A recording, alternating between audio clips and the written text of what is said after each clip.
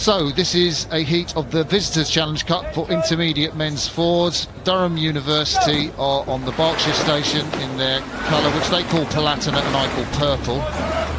And on the right-hand side of the screen, closest to the island, it's the seeded crew from New York Athletic Club, USA.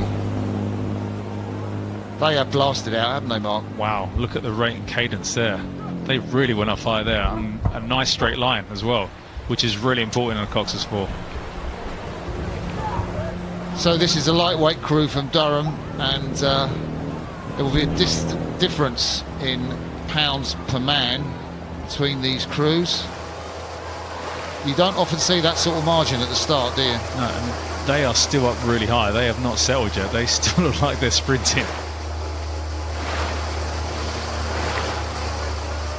So this New York crew, a feeder really for the US national team.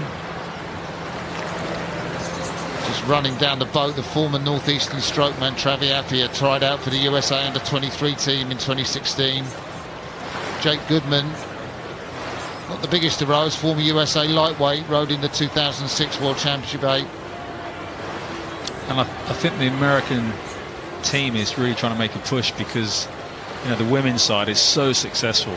You know, they're just so dominant. You know, I know they didn't win the last World Cup and they're kind of restructuring a little bit, but the men's side has been quite disappointing in recent times. So, you know, kind of having that feeder is really important as they go forward.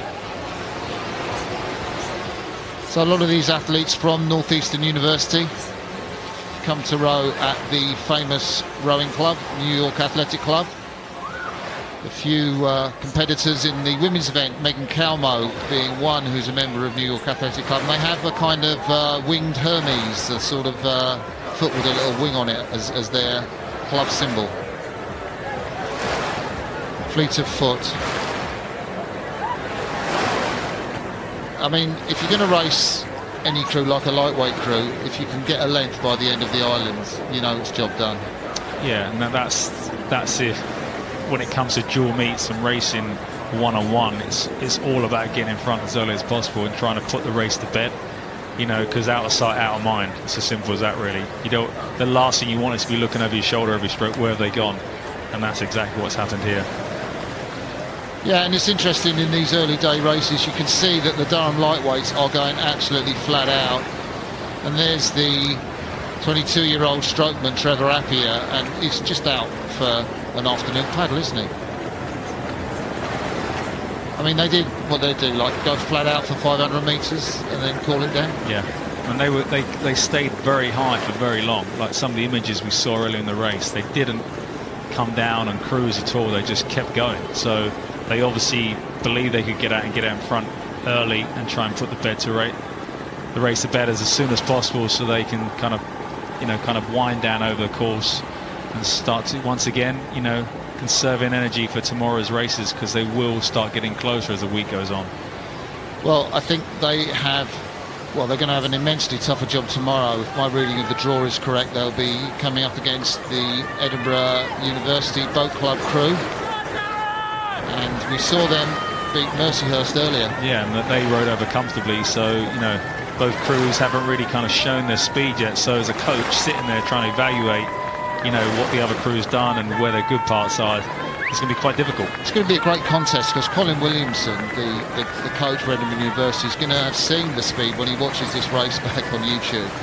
He's going to go, wow, you know, they are going to blast out against you. So, you know, the instructions to Edinburgh University are going to be interesting.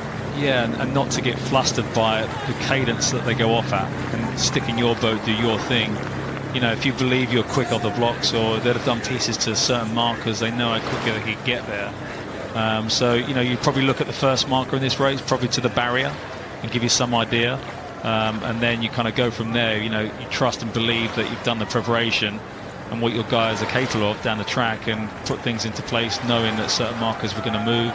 But also the ability of the leaders in the boat to really kind of read the race is really important.